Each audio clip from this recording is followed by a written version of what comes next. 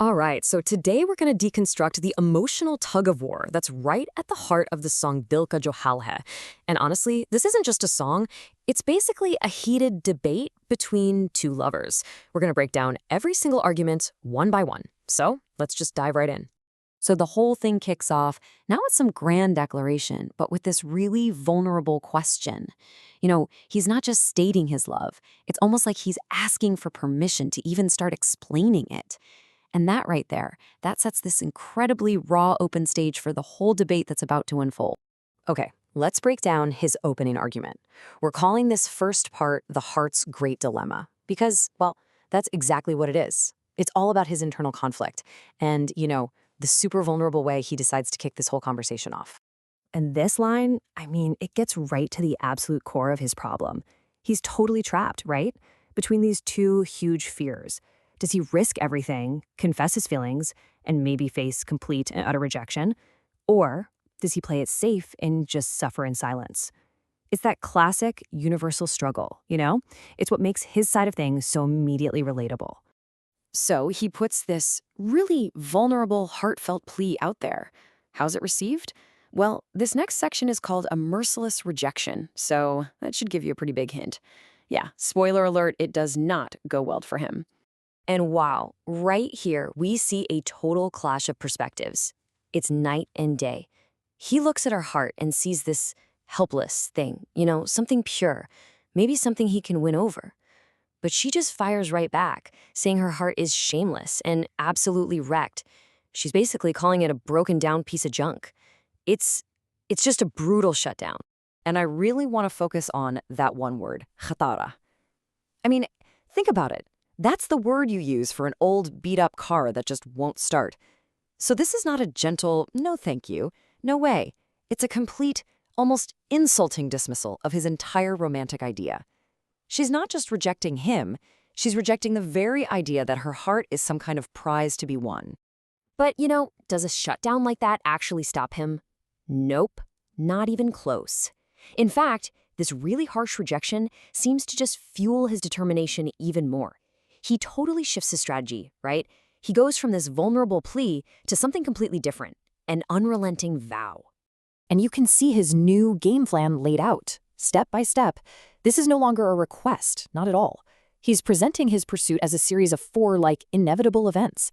It's a straight-up declaration. Wherever you go, I'm going to be there. You will become mine. You will have to come to me. The whole dynamic has just flipped. He's gone from asking to telling. And what's really interesting is that he kind of acknowledges how this obsessive pursuit might look to everyone else. He calls himself Baura. He's basically saying, yeah, I get it. I know this seems crazy. I'm mad. I'm totally senseless. But it's only because I'm madly in love. So he's not running from the label. He's embracing it. He's using it to justify this relentless vow. Okay, so he's made his passionate, almost crazy vow. Let's swing back to her perspective now. In this section, we're calling the steadfast skeptic. Because just as he doubles down on all this emotion, she comes right back. Not with more emotion, but with cold, hard facts.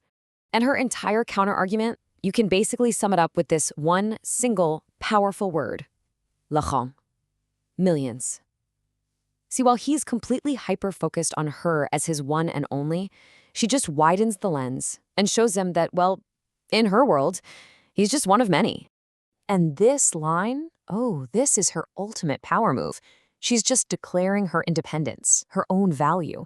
She's making it crystal clear that she is not some prize to be won by whoever is the most persistent. She has options, a lot of options, and there's literally a line of them waiting. And with that one statement, she completely flips the power dynamic and puts him right back in his place. But then she reveals a bit of her own internal struggle. It's really interesting. She admits that, yeah, sometimes her heart and her eyes betray her, that she's fighting her own feelings too. But, and this is the really crucial part, she still consciously reaffirms her defiant stance. It shows that her strength isn't that she's unfeeling, it's that she has the strength to not give in, even with those feelings. So his passionate vow has just run headfirst into her logical defense. And this brings the entire debate full circle, right back to its central, totally unresolved conflict. And that's what we're calling this last part, the unanswered question. What the song gives us really is a perfect emotional stalemate. You know that old saying, his relentless passion is the unstoppable force, and her steadfast self-worth is the immovable object. They're two equally powerful, completely opposing forces, and honestly, there's just no clear winner in this whole debate. So, if you boil it all down, this is the fundamental difference, right? His entire argument. It's built on pure passion, on this idea that his love is some kind of destiny. Her argument, on the other hand, is all about logic and self-worth. He's basically saying, I will make you love me. And she's just asking, okay, but give me one good reason why I should. And honestly, that's the absolute genius of this song. It doesn't wrap things up neatly.